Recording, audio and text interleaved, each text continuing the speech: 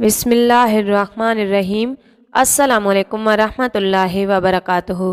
ناظرین، یوں تو آپ صلی اللہ علیہ وآلہ وسلم کے اعلیٰ اخلاق کے بارے میں ہر مسلمان ہی جانتا ہے، لیکن آپ صلی اللہ علیہ وآلہ وسلم کی ایک یتیم بچے سے دلجوئی کا ایسا خوبصورت واقعہ آج ہم آپ لوگوں کے ساتھ شیئر کریں گے، جسے سن کر یقیناً ہر مسلمان کا ایمان تازہ ہو جائے گا۔ ایک دفعہ کا واقعہ ہے کہ نبی کریم صلی اللہ علیہ وآلہ وسلم عید کے دن گھر سے مسجد کی طرف تشریف لے جانے لگے۔ راستے میں آپ صلی اللہ علیہ وآلہ وسلم نے کچھ بچوں کو کھیلتے ہوئے دیکھا۔ انہوں نے اچھے کپڑے پہنے ہوئے تھے۔ بچوں نے سلام عرض کیا تو نبی کریم صلی اللہ علیہ وآلہ وسلم نے جواب ارشاد فرمایا۔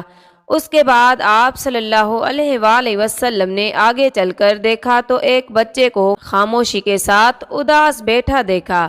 آپ صلی اللہ علیہ وآلہ وسلم اس کے قریب رک گئے اور اس بچے سے پوچھا، تمہیں کیا ہوا؟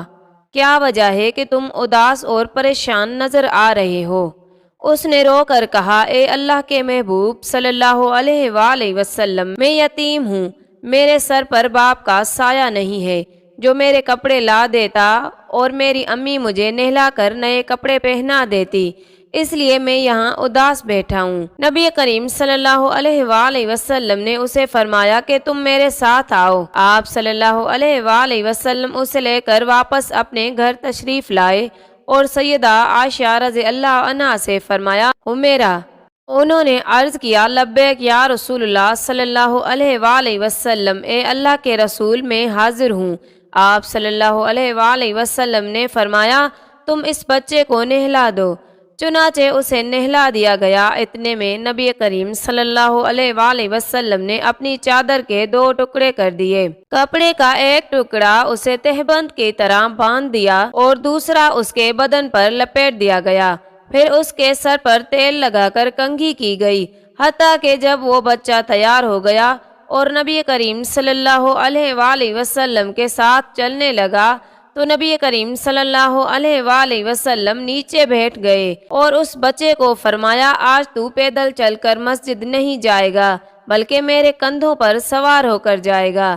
نبی کریم صلی اللہ علیہ وآلہ وسلم نے اس یتیم بچے کو اپنے کندھوں پر سوار کر لیا اور اسی حالت میں اسی گلی میں تشریف لائے جس میں بچے کھیل رہے تھے۔ جب انہوں نے یہ معاملہ دیکھا تو وہ رو کر کہنے لگے کہ اے کاش ہم بھی یتیم ہوتے اور آج ہمیں بھی نبی کریم صلی اللہ علیہ وآلہ وسلم کے کندھوں پر سوار ہونے کا شرف نصیب ہو جاتا۔ نبی کریم صلی اللہ علیہ وآلہ وسلم جب مسجد میں تشریف لائے تو آپ صلی اللہ علیہ وآلہ وسلم منبر پر بیٹھ گئے تو وہ بچہ نیچے بیٹھنے لگا۔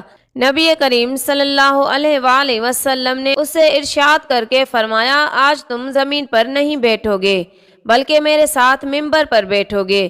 چنانچہ آپ صلی اللہ علیہ وآلہ وسلم نے اس بچے کو اپنے ساتھ منبر پر بٹھایا اور پھر اس کے سر پر ہاتھ رکھ کر ارشاد فرمایا کہ جو شخص یتیم کی کفالت کرے گا اور محبت اور شفقت کی وجہ سے اس کے سر پر ہاتھ پھیرے گا، اس کے ہاتھ کے نیچے جتنے بھی بال آئیں گے اللہ تبارک و تعالی اس کے نام اعمال میں اتنی نیکیاں لکھ دے گا۔ اپنے اعمال پر توجہ دیجیے، حقوق العباد لازمی پورے کیجیے اور حقوق اللہ کا بھی خیال رکھیے، کیونکہ اللہ کبھی حقوق کے تلف کرنے والوں کو پسند نہیں فرماتا۔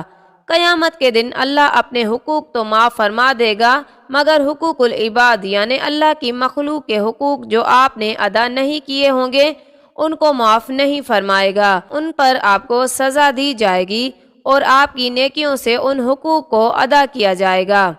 اللہ ہم سب کا حامی و ناصر ہو۔ ناظرین، امید کرتی ہوں ہماری آج کی ویڈیو پسند آئے گی۔ جزاک اللہ۔